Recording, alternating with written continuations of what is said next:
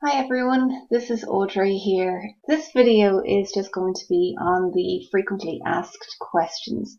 So these are questions that I've either been emailed or contacted on Google Classroom or in class last week. So hopefully I'll be able to answer most of your questions here, if not all of them.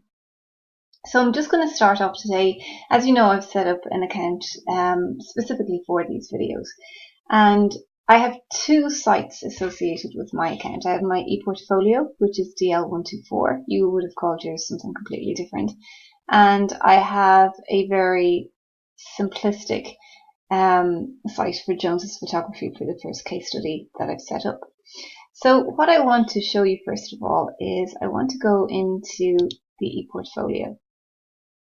And one of the questions that I have is how can you link, how can you upload the ePortfolio, how can you upload Jones's Photographs case study to your ePortfolio? So the first thing that you do is when you go into your ePortfolio, go into the web building page. Okay, now yours is going to look totally different to mine, and that's a good thing because mine is not designed very well. So here, as you can see, I have lots and lots of links, okay? But what I'm going to do is just delete all of these, start fresh. I put up some of these to just demonstrate some things on the last one. Gosh. We're going to delete this photograph. We're going to delete this text box. We're also going to delete the gallery. Okay, and we're going to delete this image here too. Just click on the X. Okay, so now we have a blank page. So the Jones's case study is the first piece of work that you've had to do for web building. Now it's entirely up to you how you want your page to look. So if you were to say put a link in text, drag your text along, edit your text, you could say click here for Jones's case study. Highlight the text, click on the link, and put in your website URL. Now, my Jones's Photographs site, the URL, this is it here. I'm just going to copy that. I'm going to go back here, copy that link in, and that should work. Okay. The other option is that you could drag an image across. And let's upload an image. Let's see, do we have an image of a camera that perhaps we could use? Yeah, perhaps this one. Okay, and what we want to do is link this picture to Jones's case study. So you just click on the image, click on link. Again, website URL. I'm just going to paste in my URL. Just click anywhere here. Let's get rid of that box, I hope. Yes, and then publish. And we'll go to our ePortfolio site. Okay, so if I go to my web building page and I click here, it should bring me to my Jones's Photography page, the publish page. As you can see, it's bare minimum. If I go back here, if I click on the image, it should bring me to the same page. Okay. So the reason that I've shown you this is because you can link in many different ways. Okay, you don't have to link by text, you can link image as well. I'm just going to close down a few of these windows. Okay, the other option is because you're going to have 3 case studies in total, you could put a gallery of 3 photographs in. And if we just upload 3, let's just say, do I have a camera here maybe? Just use a drone for now. And then I want to add an image and upload a file. Maybe then I want to put a cup there. And let's do another add image and upload files again. Well, maybe I don't know, let's go with a IDT logo for now. Okay. So what you could do is you could click on individual photographs and you could link those. So the website URL here could be Jones's Photographs. And the next one then, sorry, the gallery keeps coming up. The link here could be your second case study, which you don't know what it is yet.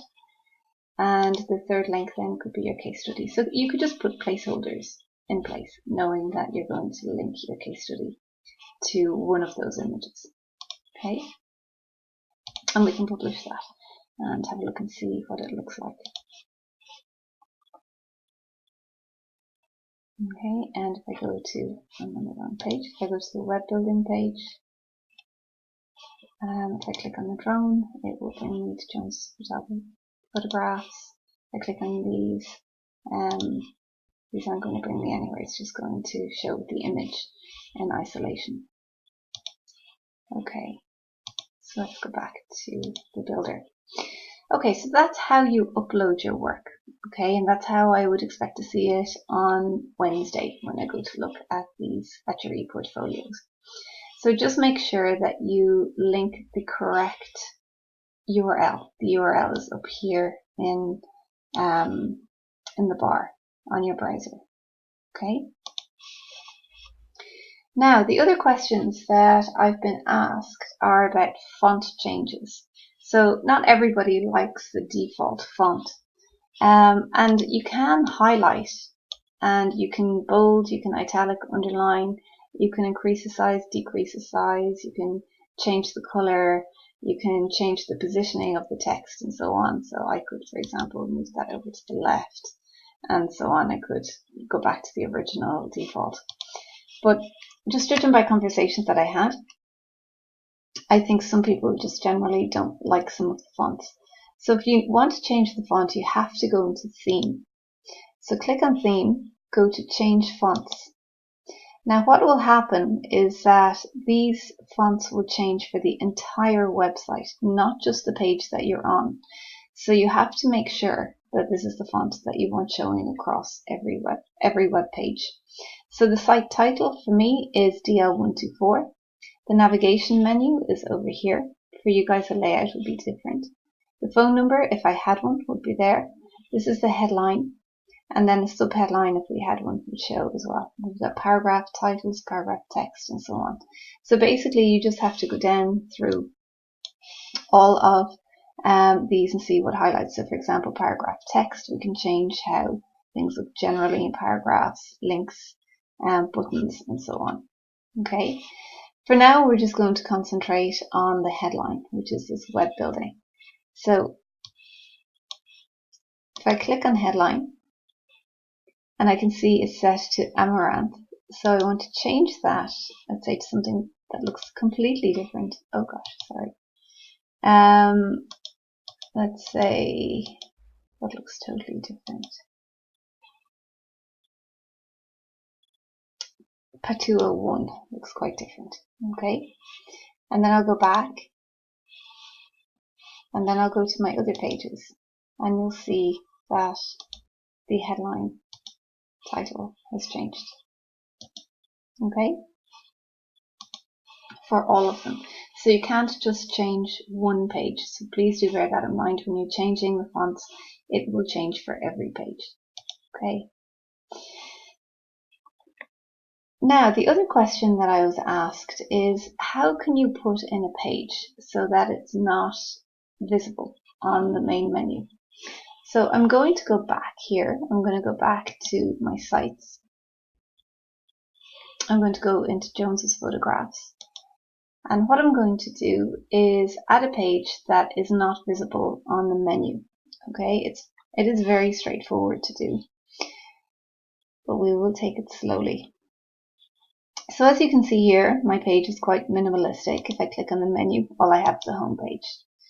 But if I wanted to say add a page that doesn't appear in this menu, so go to Pages, plus to add a page, and I just want a standard page.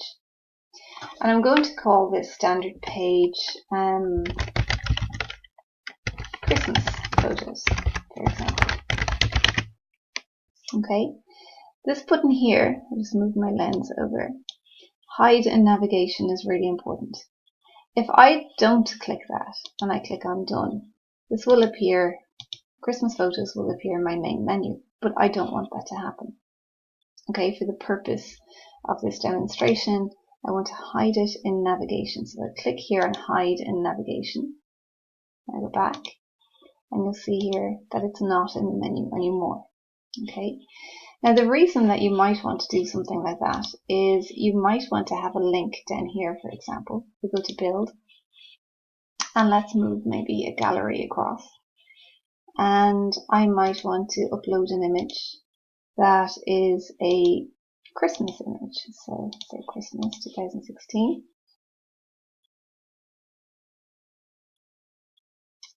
And okay, so there it is. So what I might want to do then is that when the site is published, when the user clicks on this, I just might want them to see Christmas photos that have been taken and nothing else. Okay, so I'm just going to click on the image, click on the link, go to standard page, and in the standard page, Christmas photos is listed. Click on Christmas photos, and then click anywhere else just to get rid of that link. Now, let's go to the Christmas photos page and put some content on that. Okay, so as you can see, it's not great. So let's just edit the background, replace the image, and maybe we'll just give it that same image for, I think I can pass it now, right? Yeah, there it is. And we'll just wait for that to upload, and it should appear now in the background. Okay, and we like that, so I'm just going to click on save. Okay, and click here to edit. We're just going to put in Christmas 2016, or maybe 2017, because it's almost Christmas. Okay, now I don't have a lot of content on that, but that's okay, just for the purpose of demonstration. I'm just going to publish my page.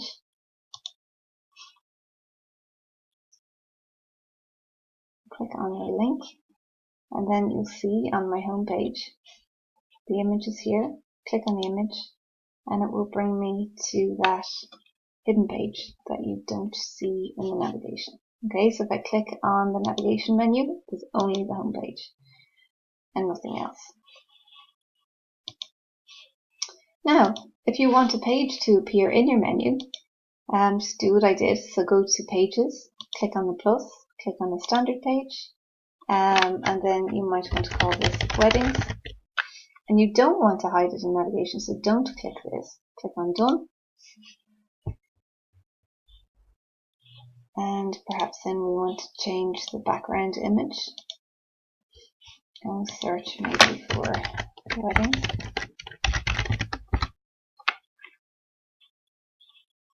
And take one of these photographs.